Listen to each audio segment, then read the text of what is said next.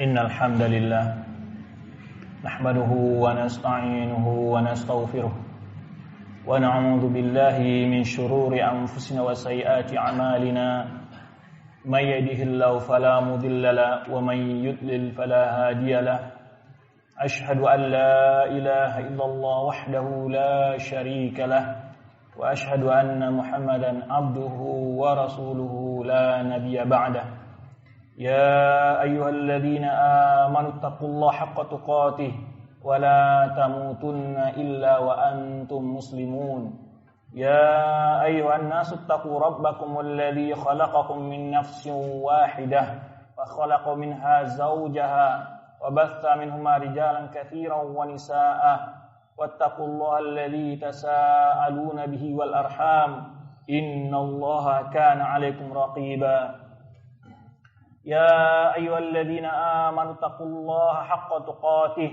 ولا تموتن إلا وأنتم مسلمون أما بعد فإن أصدق الحديث كتاب الله وخير الحديث حديث محمد صلى الله عليه وسلم وشر الأمور محدثاتها وكل محدثة بدعة وكل بدعة ضلالة وكل ضلالة في النار. Kaum muslimin sidang jamaah Jumat yang dirahmati Allah Subhanahu wa taala. Seharusnya kita untuk senantiasa bersyukur kepada Allah Subhanahu wa taala. Di mana setiap detik kita menikmati berbagai nikmat yang diberikan Allah Subhanahu wa taala kepada kita. Dan betapa kita banyak yang lupa untuk bersyukur kepada Allah Subhanahu wa taala. Maka sewajarnya lah kita untuk senantiasa banyak bersyukur kepada Allah Subhanahu wa taala. Karena atas kelupaan dan kelalaian kita itu Allah Subhanahu wa taala tetap saja memberikan nikmat dan berbagai macam bentuk kebaikan kepada kita. Meskipun kita lupa untuk mensyukuri nikmat-nikmat Allah tersebut. Maka oleh sebab itu, seorang hamba yang punya kelemahan, hendaknya dia ketika diingatkan untuk bersyukur kepada Allah Subhanahu wa taala, dia benar-benar menyadari betapa kekurangannya dalam bersyukur kepada Allah Subhanahu wa taala. Kemudian selawat dan salam buat Nabi kita Muhammad sallallahu alaihi wasallam. Manusia yang diutus oleh Allah Subhanahu wa taala, seorang manusia yang diutus oleh Allah Subhanahu wa taala dengan kesempurnaan dalam akhlaknya, di dalam imannya, di dalam kepribadiannya. Maka tidak ada panutan dan figur yang lebih sempurna untuk kita jadikan sebagai qudwah kita. Baik dalam urusan pribadi kita, keluarga kita, maupun urusan berhubungan dengan masyarakat, sosial dan lainnya. Kecuali hanya Rasulullah sallallahu alaihi wasallam yang telah berhasil memperbaiki keadaan manusia dari keadaan yang penuh dengan berbagai bentuk penyimpangan di dalam akidah, ibadah, muamalah, akhlak dalam waktu selama 13 tahun Rasulullah 23 tahun Rasul sallallahu alaihi wasallam berhasil merubah kondisi yang begitu bobroknya. Maka oleh sebab itu metode pembaharuan dan atau metode untuk membangkitkan kembali umat ini kepada kejayaannya kecuali hanya dengan menjadikan Rasul sallallahu alaihi wasallam sebagai figur yang harus dia lihat bagaimana program-program yang dilakukan oleh Rasul sallallahu alaihi wasallam, mulai dari kondisi umat Islam dalam keadaan lemah, mereka dikejar-kejar, mereka disiksa, mereka menjadi olok-olokan, menjadi umat yang menguasai dunia. Mereka ketika berkuasa, ketika jaya, justru mereka tidak membalas dendam, tidak memperlakukan musuh-musuh mereka dengan perlakuan yang keji, dengan perlakuan yang hina. Ini bedanya antara akhlak yang begitu mulia pada jiwa Rasulullah sallallahu alaihi wasallam. Kita lihat ketika Rasul sallallahu alaihi wasallam diberi peluang oleh Allah Subhanahu wa taala untuk membinasakan musuh beliau. Pertama kali kita lihat bagaimana ketika Rasul sallallahu alaihi wasallam keluar mendakwahi masyarakat Taif. Ketika Rasul sallallahu alaihi wasallam sampai di negeri Taif, beliau mendatangi tokoh-tokoh masyarakat Taif untuk menerima dakwah yang beliau bawa. Namun jawaban dan balasan yang dilakukan oleh mereka sangat keji dan sangat buruk sekali. Mereka justru menyuruh anak-anak muda mereka dan orang-orang bodoh di antara mereka untuk melempari Nabi sallallahu alaihi wasallam. Manusia yang paling cintai Allah Subhanahu wa taala. Rasul sallallahu alaihi membawa mereka untuk ke surga. Tetapi mereka jawab dengan ancaman dan mereka jawab dengan siksaan dan hinaan. Sampai Rasul sallallahu alaihi wasallam hampir-hampir tidak menyadari dirinya. Hampir-hampir pingsan sampai beliau berhenti di sebuah tempat namanya Qarn Sa'alib. Allah Subhanahu wa taala mengutus Jibril kepada Nabi sallallahu alaihi wasallam. Lalu Jibril mengucapkan salam dan Jibril memberitahu innallaha qad arafa ma fa'ala bika qaumuk. Allah Subhanahu wa taala telah mengetahui apa yang dilakukan oleh kaummu terhadap. Di sini Allah Subhanahu wa taala mengutus bersama saya malakul jibal, yaitu malaikat gunung. Lalu Rasul sallallahu alaihi wasallam mengucapkan salam kepada malaikat gunung. Dikita'muru masyi'ta, agar engkau meniru apa yang mau engkau kehendaki, malaikat gunung ini. Lalu malaikat gunung menjawab salam Rasulullah SAW, kemudian menawarkan kepada Rasulullah SAW, in syi'ta, hai Muhammad, jika engkau mau, kami lemparkan 2 gunung Mekah ini ke rakyat Taif. Dengan sangat kemuliaan yang akhlaknya Rasul sallallahu alaihi wasallam, Rasul sallallahu alaihi wasallam tidak mau rakyat Taif diazab oleh Allah Subhanahu wa taala. Dia memiliki visi yang jauh, memiliki optimisme yang sangat tinggi. Meskipun perlakuan orang-orang Taif saat itu adalah dengan perlakuan yang sangat buruk dan keji kepada Nabi sallallahu alaihi wasallam, Rasul sallallahu alaihi wasallam mengharapkan la'allallaha yukhriju min sulbi abaihim may ya'budullaha wa la yusyriku bihi syai'a. Semoga Allah Subhanahu wa taala mengeluarkan dari keturunan-keturunan mereka, dari sulbi-sulbi mereka, orang yang mau menyembah Allah dan tidak berbuat syirik kepada Allah sedikit pun. Padahal beliau saat itu mendapat izin dan tawaran dari Allah Subhanahu wa taala. Ini ujian yang berat ketika seseorang berkesempatan untuk membalas dendam dan berbuat sekehendak hatinya kepada musuhnya. Saat itu Rasul sallallahu alaihi wasallam memberikan maaf dan memiliki visi yang tinggi, akhlak yang mulia, yaitu mudah-mudahan Allah mengeluarkan dari anak keturunan mereka itu orang yang menyembah Allah dan tidak berbuat syirik sedikit pun. Kali yang lain kita lihat ketika Rasul sallallahu alaihi wasallam menaklukkan kota Mekah. Ketika itu rakyat Mekah sudah tidak punya kekuatan apa-apa lagi ketika kaum muslimin menyerang kota Mekah.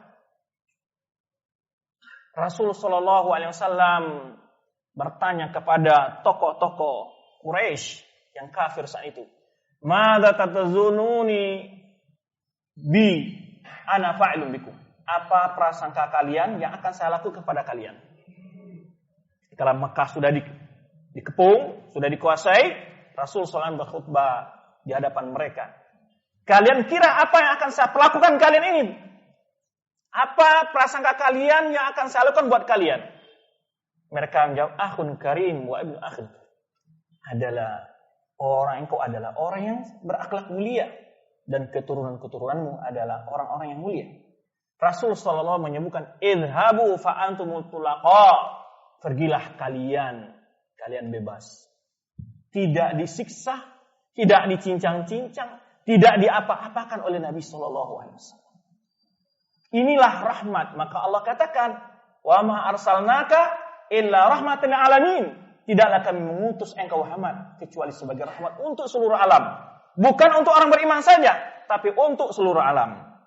Ketika permasalahan ini tidak dilihat oleh orang kafir, ketika orang kafir yang bodoh-bodoh tidak tahu tentang bagaimana akhlak mulia Rasulullah SAW, justru mereka setiap saat melakukan fitnah terhadap kepribadian Rasulullah SAW. Di saat yang sama mereka berusaha merobohkan rasa cinta kita kepada agama, kepada Rasulullah SAW. Mereka menyebarkan pandangan-pandangan filsafat dengan istilah toleransi beragama, dengan kata-kata pluralisme, dengan kata-kata liberalisme, dengan berbagai macam istilah-istilah agar kita runtuh rasa kepedulian kita kepada agama Islam, rasa kepedulian kita kepada Rasulullah SAW. Di saat yang sama, mereka orang-orang yang tidak punya akhlak mencela keperadian Rasulullah SAW yang merupakan lambang kemuliaan di sisi umat Islam. Apakah mereka orang-orang yang punya kepribadian? Hakikatnya Barat adalah budaya yang sangat keji. Bukan umat Islam. Mereka lah menyebabkan menerima berbagai akibat dari apa yang telah mereka lakukan. Di saat yang sama mereka menjelek-jelekan Islam. Padahal mereka adalah orang-orang yang memancing untuk terjadinya berbagai kekeruan dan kekacauan di muka bumi Allah ini. Maka oleh sebab itu Allah Subhanahu wa taala telah memperingatkan kita semua. Ya ayyuhalladzina amanu la tattakhidhu bitanatan min dunikum la ya'lunakum khabala waddu ma'anitum qad baratil baghdha'u min afwahihim wa ma tukhfi sudurum akbar. Yang mana sebagian tokoh-tokoh Islam bermesraan dengan orang-orang kafir. Bahkan sebagian kelompok Islam malah mengadakan penjagaan untuk perayaan-perayaan orang kafir. Allah Subhanahu wa taala panggil kita surah Al-Imran ayat 114 ini, wahai orang-orang beriman, jangan kamu jadikan orang-orang kafir itu sebagai teman akrabmu, sebagai pemimpinmu, sebagai orang-orang yang kamu beri kepercayaan. Kenapa? Mereka itu adalah la ya'lunakum khabala, tidak peduli tentang kehancuran kalian. Waddu ma'anitum, setiap hari mereka menginginkan kalian itu susah, celaka, dan hancur. Tidak akan pernah mereka mengatakan simbol-simbol kita harus toleransi. Di mana toleransi mereka? Apa itu bagian dari toleransi? Mereka menghina Rasulullah SAW. Apa untungnya bagi dunia dan bagi mereka, dan urusan apa mereka? Tidak ada sama sekali. Kecuali hanya ingin merusak hubungan mereka dengan Islam itu sendiri. Dan mereka menantang untuk mengadakan kekacauan di muka bumi Allah. Ada masalah apa dengan kepada Rasulullah SAW? Kenapa mereka menjelek-jelekannya? Apa urusannya? Justru umat Islam tidak pernah menjelek-jelekan orang-orang besar di antara mereka. Karena umat Islam punya akhlak yang mulia. Oleh sebab itu, maka kita jangan tertipu dengan slogan-slogan, kata-kata pluralisme atau liberalisme, dengan kata-kata toleransi. Itu hanyalah polesan agar mereka bisa masuk dan mempengaruhi umat Islam, agar bisa mereka merobohkan rasa kepedulian kita kepada agama, rasa kebangkitan, rasa pembelaan kita kepada Rasulullah sallallahu alaihi wasallam. Qad baratil baghdha'u min afwahihim, telah nyata kebencian dari mulut mereka. Nyata-nyata betapa banyaknya, baik di Indonesia maupun di luar negeri, mereka nyata-nyata menghina Islam dan menantang Islam dan seterusnya. Tetapi apakah mereka melakukan hukuman terhadap orang-orang yang melakukan hal ini kepada orang-orang agama dalam agama mereka? Tidak. Bahkan mereka melakukan pembelaan. Beda dengan Islam yang telah bermesraan dengan orang-orang kafir, ya, mereka mencela, menghina orang Islam sendiri, merendahkan Islam sendiri di hadapan musuh-musuhnya. Ini adalah bentuk bahwa mereka telah berhasil mempengaruhi umat Islam, mempengaruhi tokoh-tokoh Islam untuk membela program-program mereka dalam menghina Islam itu sendiri. Qad baratil baghdha'u min afwahihim, telah nyata kebencian dari mulut mereka, tindakan mereka, dari media-media mereka, dari program-program mereka. Nyata sekali. Wa ma tukhfi sudurum akbar. Apa yang tersembunyi dalam diri mereka, kata Allah Subhanahu wa taala, jauh lebih besar, jauh lebih berbahaya apa yang keluar dari mulut mereka. Ini yang berkata ini Allah Subhanahu wa taala menciptakan mereka yang tahu isi hati seluruh makhluk. Allah Subhanahu wa taala katakan, "Wa ma tukhfi sudurum akbar." Yang tersembunyi dalam jiwa, dalam hati mereka, rencana-rencana busuk mereka jauh dari besar, lebih berbahaya dari apa yang telah kalian saksikan. Oleh sebab itu kaum muslimin, orang-orang kafir itu bukanlah orang-orang yang punya toleransi. Orang-orang kafir bukanlah orang-orang yang bisa diharapkan untuk memberikan keamanan di dunia ini. Keamanan akan ada di muka bumi ini apabila Islam tegak. Dan telah dibuktikan oleh sejarah.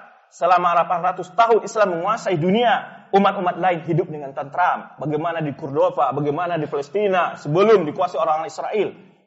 Di mana pemintaan Umar bin Khattab, orang Nasrani dan Yahudi hidup dengan tentram.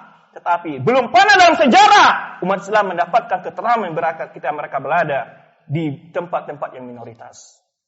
Oleh sebab itu, wal kafiruna humudz zalimun. Orang kafir itu kata Allah orang-orang yang zalim.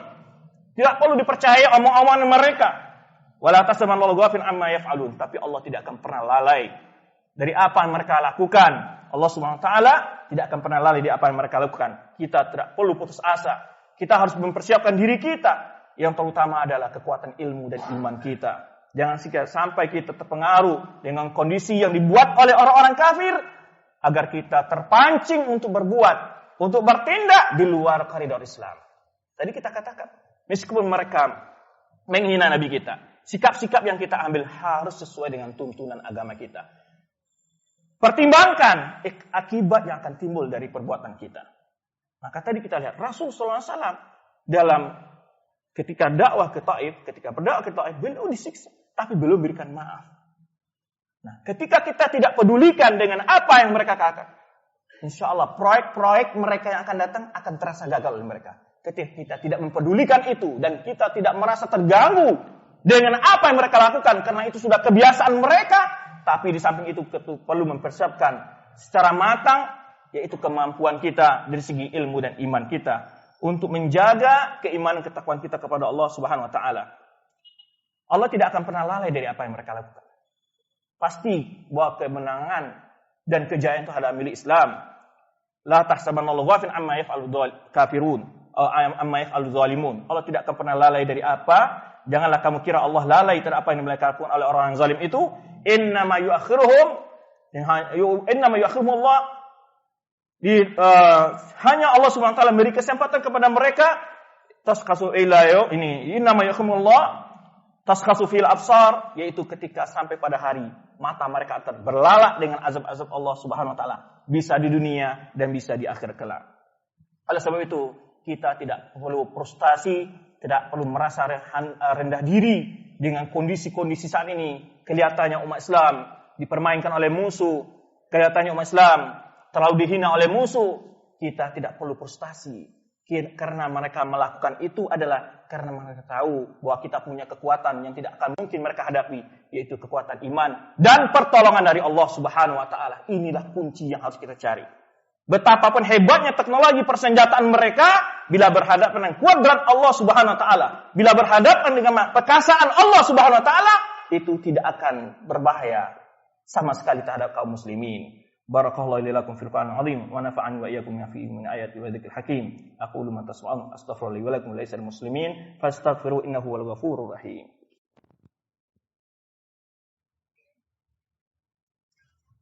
Alhamdulillah ala wa syukur ala ni'ami wassalatu wassalamu ala rasulih nabil ummi wa ala alihi wa ashabihi wa man tamassaka bi sunnatihi ila yaumiddin. Ketika kita menghadapi kondisi ini, apakah yang harus kita bangkitkan dan bagaimana kita mempersiapkan agar umat ini kembali bangkit? Allah Subhanahu wa taala telah memberikan pedoman-pedoman agar umat ini kembali jaya. Kita tertinggal, kita dipermainkan oleh musuh, kita dihina bukan karena musuh lebih kuat dari kita, bukan. Karena kita lemah dalam iman dan takwa kita. Bukan karena kehebatan musuh, tidak. Kehebatan musuh dalam sepanjang sejarah, baca sejarah para anbiya, selalu musuh-musuh anbiya unggul di segi kekuatan angkatan perang dan jumlah dan seterusnya. Selalu unggul. Tetapi semuanya berakhir dengan kehancuran ketika iman menjadi kuat. Baca bagaimana sejarah kebangkitan Islam di Palestina. Baca kebangkitan bagaimana Salahuddin Al-Ayyubi membalikan Palestina ke pangkuan kaum muslimin. Kenapa bisa membalikan? Bagaimana Muhammad Al-Fatih bisa menguasai kerajaan Bizantium? Apa yang buat mereka bisa berkuasa? Bukan karena hebatnya senjata mereka, tapi adalah karena dekatnya mereka kepada Allah. In tansurullah yansurukum. Jika kalian benar-benar mau menolong Allah, yaitu dengan mengikuti syariat Allah dalam akidah, ibadah, pergaulan, muamalah, akhlak kita, Allah akan membantu kita. Tidak perlu gentar dengan kekuatan senjata musuh. Maka oleh sebab itu Allah sudah janjikan bagaimana syarat kita untuk unggul dari musuh, bukan dengan senjata, bukan dengan ekonomi, tapi dengan iman dan takwa kita. Allah sebutkan dalam firman-Nya, wa'adallahu alladziina aamanu minkum wa 'amilus shalihat. Allah janjikan kepada orang beriman di antara kalian dan beramal saleh, layastakhlifannahum kama stakhlafal ladziina min qablihim. Allah akan jadikan mereka orang yang berkuasa di muka bumi ini sebagaimana Allah telah jadikan orang-orang sebelum mereka berkuasa di muka bumi ini, itu orang beriman dan orang yang beramal saleh. Walimakina lahum dinahum alladzi irtada lahum. Allah akan jadikan agama mereka teguh di muka bumi ini. Kemudian walibadilanna min ba'di khaufim amna. Allah akan ganti rasa takut mereka dengan rasa nyaman, tentram dan aman. Maka kuncinya apa? Ya'budunani. Itu kuncinya. Mereka mau menyembahku saja, kata Allah Subhanahu wa taala. La yusyriku nabi syai'a. Mereka tidak berbuat syirikum kepadaku. Ini kunci. Ingin bangkit kepada Islam, ingin umat Islam bangkit, kembalilah kepada agama yang mulia ini. Baik dalam segala hal yang kita laksanakan, hanya dengan inilah kita akan unggul dari musuh-musuh kita. Allahumma salli ala Muhammad wa ala ali Muhammad kama shallaita ala Ibrahim wa ala ali Ibrahim wa barik ala Muhammad wa ala ali Muhammad kama barakta ala Ibrahim wa ala ali Ibrahim fil alamin innaka Hamidum Majid. Allahumma fil muslimina wal muslimat wal mu'minina wal mu'minat al ahya'i minhum amwat.